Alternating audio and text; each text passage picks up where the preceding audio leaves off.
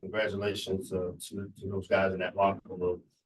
Really, really proud of the way they finished, really proud of this team. And all three phases contributed today in some form or fashion. But for our seniors to be able to leave here with the type of resume that they leave here, 3 straight winning seasons, all these kids that came in, most of these seniors came in and we were selling a vision for what we wanted this program to look like. And they can leave here knowing that they played a major part in it coming to fruition. So really proud of the group of leaders we've had in that locker room this season.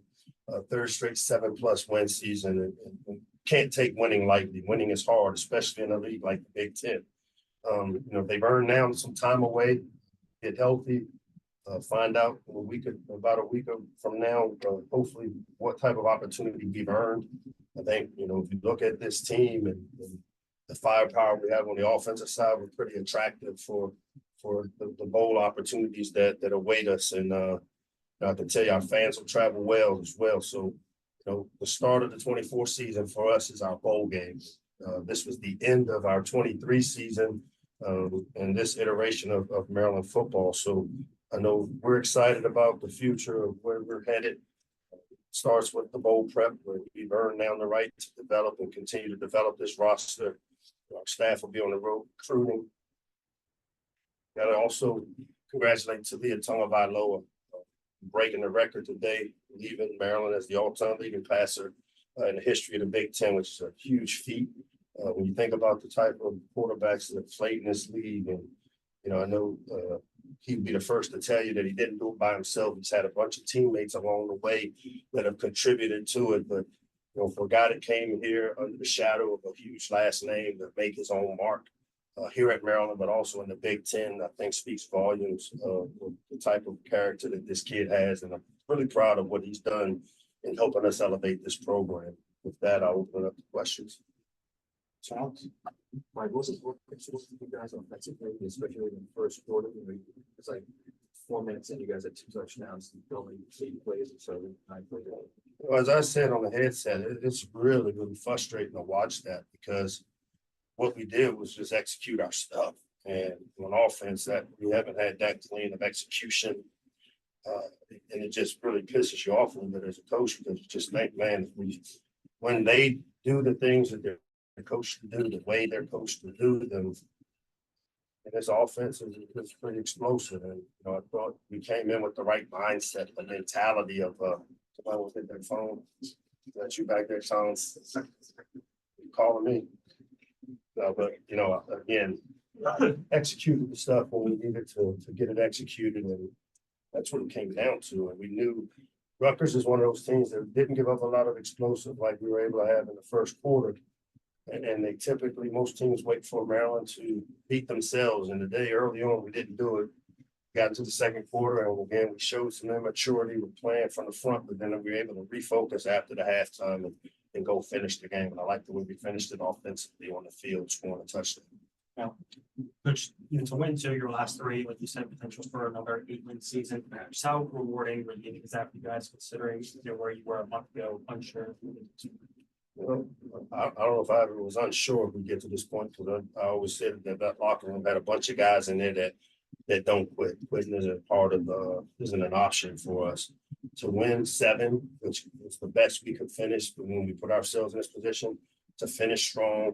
We finished the month of November better than we have maybe the last few years. Again, I give credit to the senior leadership in the locker room. I give credit to the staff, which did a tremendous job of continuing to coach our guys through that tough stretch we had there in October. But again, this team has shown resiliency. This is a group of guys that came together. Nobody really thought much about Maryland football. And you see a bunch of seniors that made the decision to come here. We were selling a vision. They wanted to be a part of building a program themselves with their hands. And this senior group leaves here having left a huge mark in our program that allows us to continue this process of developing a team and compete for championships. And then until obviously you were aware of the potential break in the record. Obviously, winning is the first goal, but outside of that, how big was focus to get on that record and what it means to see? We knew that we didn't have to work hard to get in the record because if we just executed our system, it takes care of itself. You know, results take care of themselves based on the process. And he put a lot of work in this week. Our offense did a great job. The timing and the execution on offense was probably the best it's been in the first half of this game, probably in about a month. So it's great to see us finish on a note like that, which now allows us to continue to develop some of these younger players. And as we, embark on prep for our bowl game, this is where you'll start seeing some of the dividends of some of the young players that we played throughout the year. We got two mention of record. Did you say them coming off the field after he got it? Was he aware of it already or at halftime? We found out about halftime, I think, is when I found out. But no, at the end of the game, once we had this thing locked up, it was great to be able to go up to him and thank him. Because like I said, he made a decision to come here and he could have gone a lot of places. And I know not everybody's used to be a Tagovailoa fan, but I sure am. And for what he's been able to help us elevate this program, we owe him a lot. You just mentioned that the defense, they obviously like to establish the run. They had a bit of success in the second quarter, but it looks like they're only take care of that 25 yards, which kind of make the way you guys attain them. I mean, our defense, like I said, has played to a level that I think, in some of that bad stretch, our defense gave us enough effort and played well enough for us to have a few more wins. And it was the other two phases that we had to get kind of going, and the defense never flinched. We have a lot of leadership over there, some veteran players that have played a lot of football, and on that side of the ball, we got some alpha personalities, and they led us through the tough stretch. And it was good to see him finish it up playing defense the way he did against Rutgers when we knew what they wanted to be able to do. We were able to kind of contain the running game and force Rutgers to play kind of out of their element.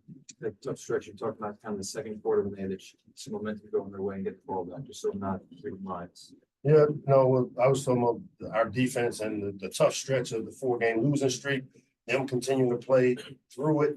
But then also today, it was a byproduct of that as well, where we had a second quarter momentum shift. And in the past, we haven't been a team that fought through the negative plays or the momentum the way we did in the second half. And like I said, to be able to regroup at halftime and come out and execute on defense, getting off the field and offensively well enough to get a couple scores just to close the game out.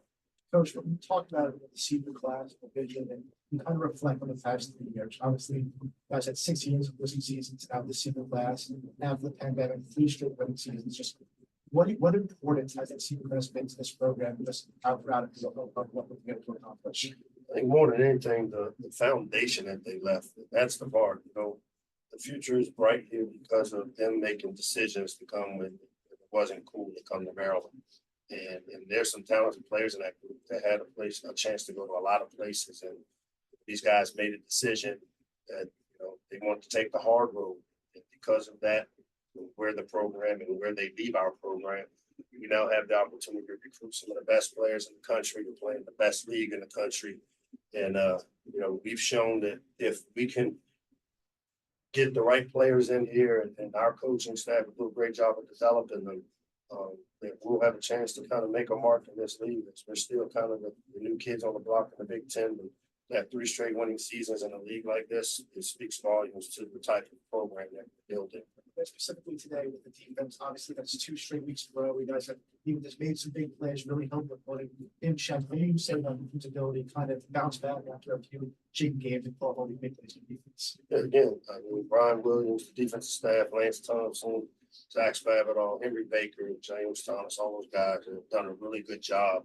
The camaraderie they have on that defensive side of the ball, the way those players played together, they play with tremendous effort. And that doesn't just happen by chance. I mean, that's developed. That's part of kind of the DNA of what we want to become. The consistency that you see. This league has a lot of really talented defenses, and our defense really has stood up and stood against some of the better offenses in this league. And I hope we can continue to build on that.